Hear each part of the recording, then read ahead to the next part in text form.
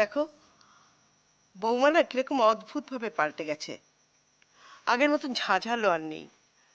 ওই যে বাবু বলছিল কুণালের স্ত্রী জয়িতা খুব ভালো মেয়ে, ওর সঙ্গে মিশিয়ে বোধহয় এরকম হয়েছে।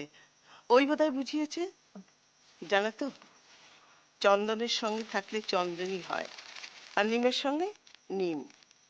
সৎ সঙ্গ, তার তো একটা প্রভাব পড়বেই। সবই তো ঠিক আছে প্রতিভা, কিন্তু তুমি বাবুকে জিজ্ঞেস না করে হুট করে কথা দিয়ে দিলে যে আমরা ও বাড়িতে যাব। এটা কিন্তু তুমি ঠিক করনি। বাবু শুনলে কিন্তু খুব রাগারাগি করবে, ভীষণ খেপে যাবে। হ্যাঁ। এই শোনো না, বাবুকে আমি বুঝিয়ে বলবো। তুমি কিন্তু এরকম করো না, তুমি একটু আমাকে সাহায্য করে বোঝাতে। ঠিক আছে, ঠিক আছে, আমি আমি চেষ্টা করব। কিন্তু এত দামি জিনিসপত্র কিনে এনেছে, এগুলো আমরা না নিলেই পারতাম প্রতিমা। কি যে তুমি বলো না তার ঠিক নেই। মেয়েটা এত বড় মুখ করে আমাদের দিল, আমি কখনো সেগুলো ফিরিয়ে দিতে পারি?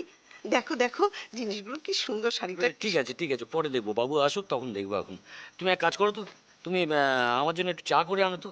তখন যে চাটা দিলে না, একবারে জুড়িয়ে জল হয়ে গেছে, আনছি। ভীষণ মাথাটা ধরেছে। যাও।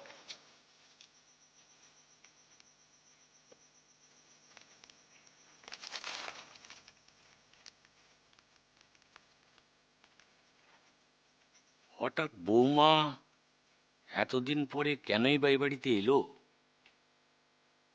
আর কেনই বা ওই সমস্ত কথা বলে গেল?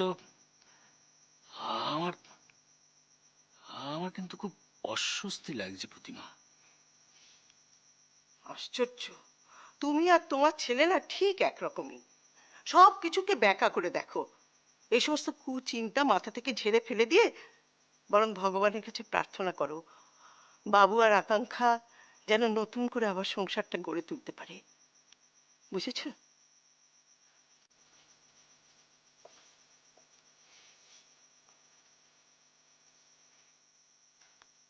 নতুন করে সংসার? কিন্তু সংসারটায় যে ভাঙন ধরেছে, সেটাই কি আর জোড়া লাগবে প্রতিমা? লাগবে না।